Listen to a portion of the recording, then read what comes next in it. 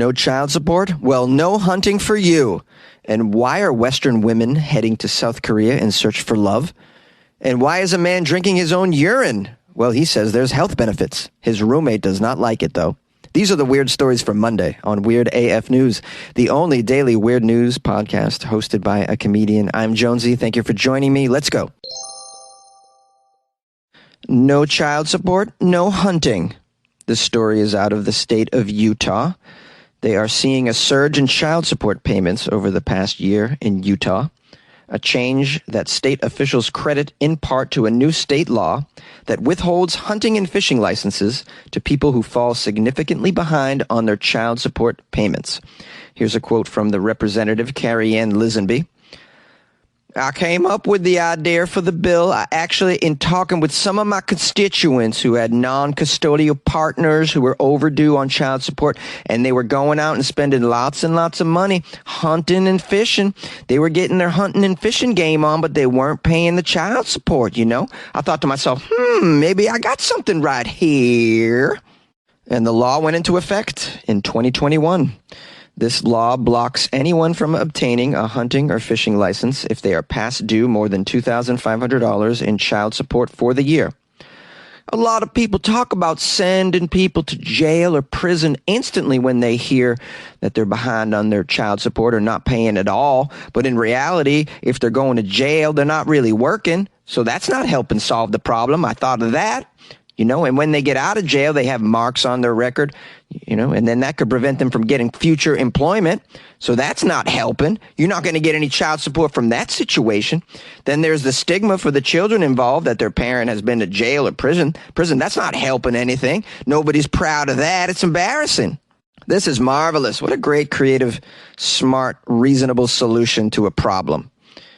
I love it. Rather than send them to prison where their income goes away for the most part.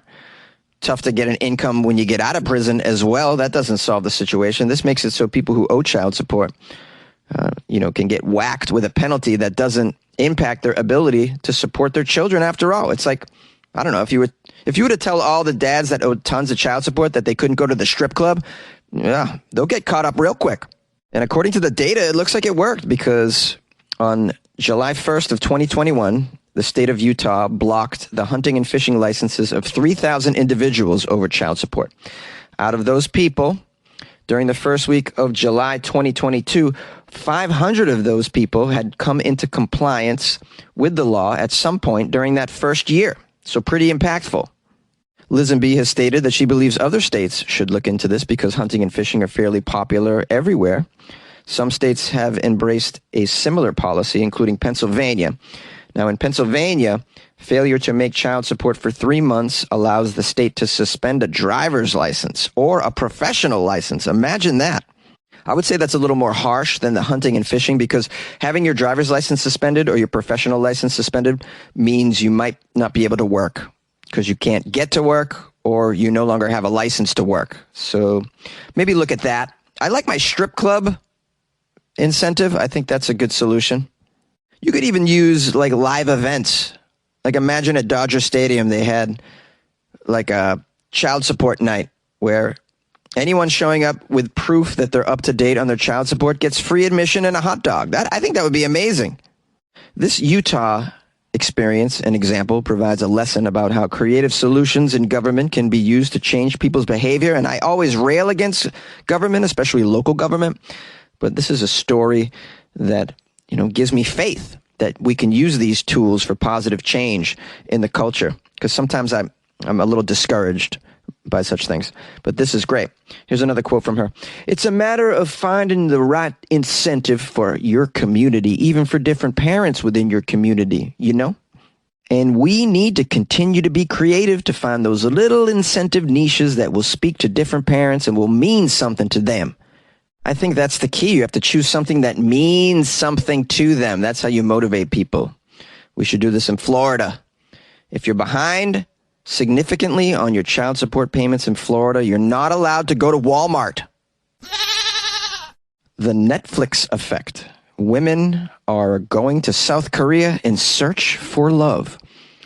There's a sociologist and researcher named Min Joo Lee Now, Lee researches Korea's gender and race politics as a postdoctoral fellow at Indiana University in Bloomington. She was in town to find out what influence the rising international profile of Korean pop culture was having on the tourism. Hit Korean television shows like Crash Landing on You and Goblin were selling more than men with beautiful faces and chiseled bodies. They were offering a glimpse into a world where Korean men were romantic, patient, and antithesis to what the women saw as the sex-obsessed dating culture of their own home countries.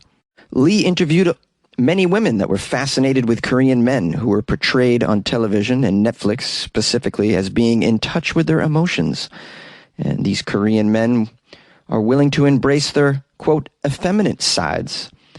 These women considered Korean men cultured and romantic, while complaining that men in their own home countries often neglected their appearances and had one-track minds. Grace is a 25-year-old woman from the UK, single. She went to Seoul, Korea in 2021 after she saw the Korean drama Crash Landing on You on Netflix. Grace was struck by how the Korean men in the show didn't catcall women on the street, as happens in her country. In her eyes, Korean men are gentlemen. They're polite, charming, romantic, fairy tale-like, chivalrous, respectful. She said it also helps that Korean men dress very well and they groom themselves. Wow, I guess I'm missing out on these Korean dramas.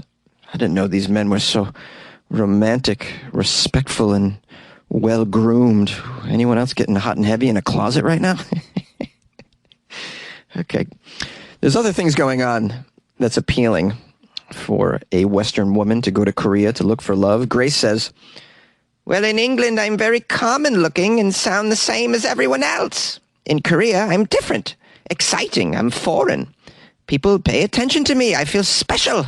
I feel very special. They say, you don't look like others here. You don't talk like anyone here. Would you like to touch my well-groomed chest and my abs? Will you allow me to be chivalrous for you? Let me open doors for you. I'll open every door for you, Grace. They're opening doors for me over here. It's fabulous. It's fabulous. I'm getting massages. And they smell nice, these men. They smell nice. And you can't tell from just watching the Netflix show how nice they smell. We don't have that technology yet, but I can't wait for it. I love Korean dramas, and I think I'm head over heels for these Korean men. They smell so good. They're so smooth. The researcher for this story says the popularity of Korean television shows with global audiences has coincided with a steady increase in the number of women tourists to South Korea. In 2005, 2.3 million women visited the country, compared to 2.9 million men. This is according to government data. By 2019, the last year before the coronavirus played havoc with tourism, nearly 10 million women visited the country compared to only 6 million men. At the same time, there has been an explosion in social media content centered on couples featuring Korean men with women from abroad as well. We are also seeing this play out on social media. On YouTube, the hashtag Gukjae couple, which means international couple, has become an entire genre, covering 2,500 channels, over 30,000 videos, the most popular of which feature a Korean man with an American or European partner. Sometimes these videos feature couples pranking each other, playing on cultural differences, and sometimes they simply portray the couples going about their everyday lives. Wow, we live in an amazing time where you don't have to find your partner, even in your own country these days. You could just go, get yourself a chivalrous, well-groomed, sweet-smelling Korean boy, or whatever you're looking for. The menu has now expanded, guys. I'm thinking about getting myself a Korean husband. This seems like they seem very nice, very romantic and respectful. That's what I want. Now, I've never seen any of these K-dramas that are on Netflix and so popular these days, but I have watched some K-pop music videos, and wow, those boys are beautiful. I had no idea they also hold open doors. Heaven! You like podcasts? You're listening to my podcast. Maybe you thought to yourself, I'd like to make a podcast. Too difficult? No, not with Anchor. Anchor has free creation tools that allow you to record and edit your podcast from your phone or your computer. Anchor distributes your podcast to Apple, Spotify, Stitcher, and more. They have advertising integration, so you can even make a little money off your podcast. Everything you need to make a podcast in one place. Download the free Anchor app or go to anchor.fm to get started. And good luck with your podcast. Good luck with your creation. Good luck with your life, man. Yay! A man drinks his own urine, and his roommate is upset about the smell. Naturally.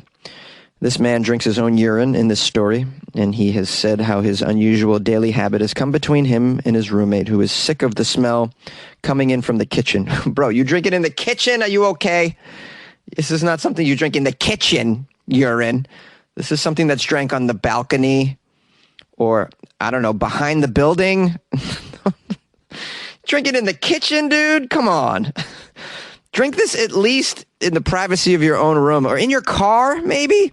I don't know if I could have a roommate that drinks their own urine. Certainly not in front of me. I'm not going to begrudge anybody a lifestyle. If you want to live the life of a urine drinker, that's your business. All right? I'm for anybody doing whatever they want as long as it doesn't harm other people. But, you can't do it under my roof with me in the same room. That's just, that's where I draw the line. Am I prejudiced? Let's find out about it. Let's read a little bit more. The guy in the story who drinks his pee is named Brother Sage, which sounds like his shaman name, I'd imagine.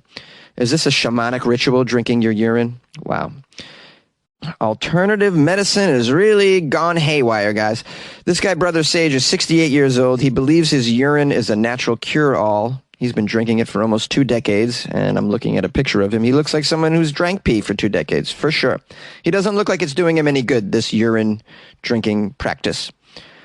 He says he stores the urine that he passes during the night for a drink when he gets up, but he also uses his urine as a foot soak or an eye bath. An eye bath? You put your pee in your eyes? Wow. You soak your feet in the pee? Dude! Okay, he says he sometimes ages his urine for up to 3 years. Wow, he keeps jars of urine aging. Where? In your bedroom? Oh, man, this is awful. It's not the first I've heard of it. There's a comedian here in Los Angeles who claims that she drinks her urine. She says it has natural healing properties. She talks about it on stage, and it's shocking. It really shocks the crowd. I've seen her do the act about 3 or 4 times. I'm shocked every time. This guy in the story here, Brother Sage, says he's selling a course that costs about $300 to help anyone else who wishes to unlock the apparent benefits of their own pee, claiming some of his followers have given urine to their children or allowed their dogs to bathe in it. If you give your urine to your child, that's total abuse. You are probably not fit to be a parent.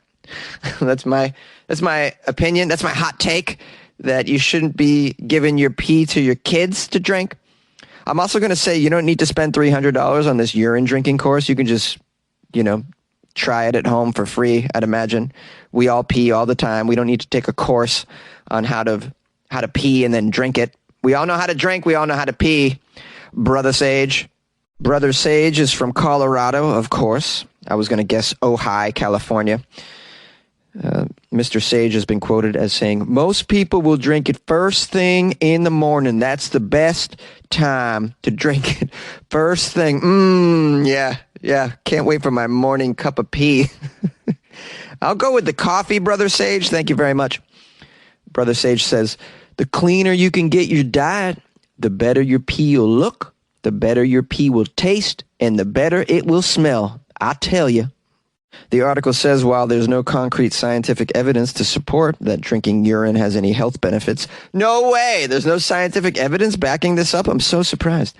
Brother Sage believes, that's the key word, believes, that it heals everything from viruses and sunburns to cancer. Oh, good luck kicking your cancer with jars of pee in the morning. How's that working out for you? Despite his many fans, he's got fans. He admits that not everyone's been won over. Not everybody's been won over with your pee therapy? I'm so surprised. He claims he recently clashed with a housemate over the smelly custom, and he has had to find somewhere else to practice what he calls urotherapy. He says, It's a good idea if this is your lifestyle to check in with your housemates so they know that you do this in your bedroom or your bathroom or in the house somewhere, so there won't be that moment of surprise. Hey, surprise, I do urine therapy. You don't want to spring that on them.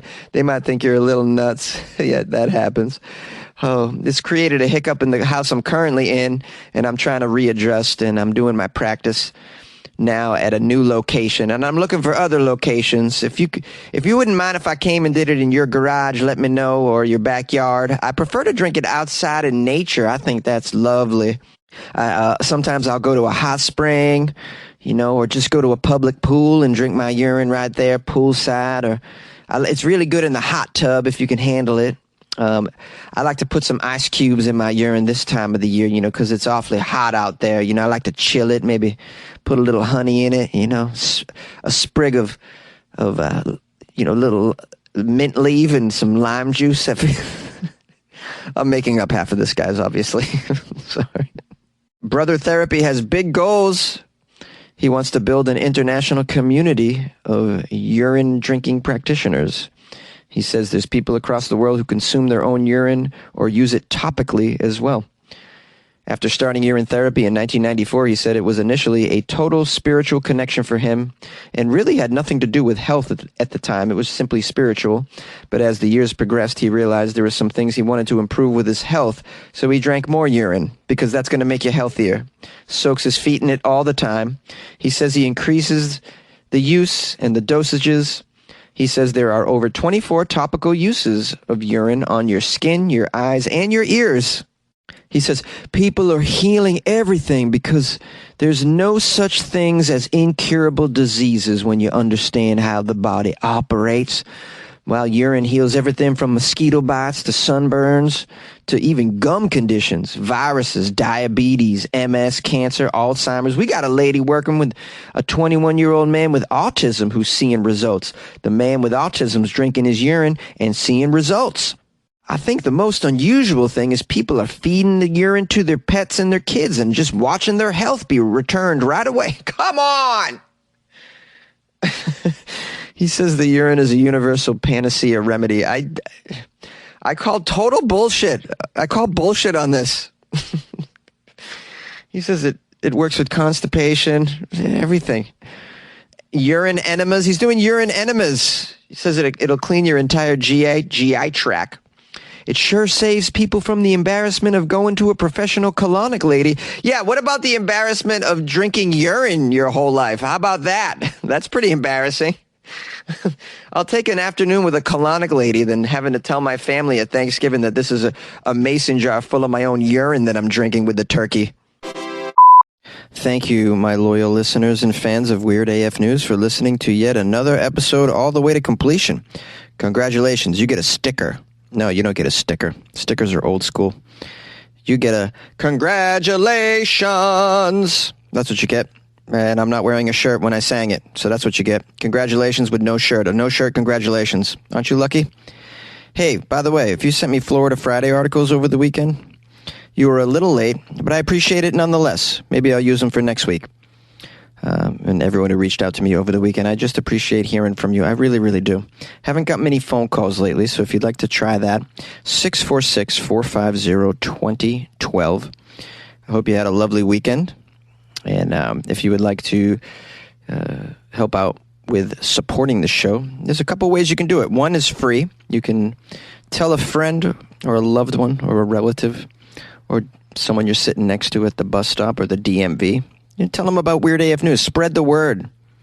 That would be very helpful. If you'd like to support the show with a little bit of money, if you'd like to buy Jonesy a coffee a month, let's say, join the Patreon, patreon.com/weirdafnews, and you get your name right up on the closet wall right here. Wouldn't that be pretty fly and fresh to have your name on someone's wall who's not a serial killer? Hey, guys.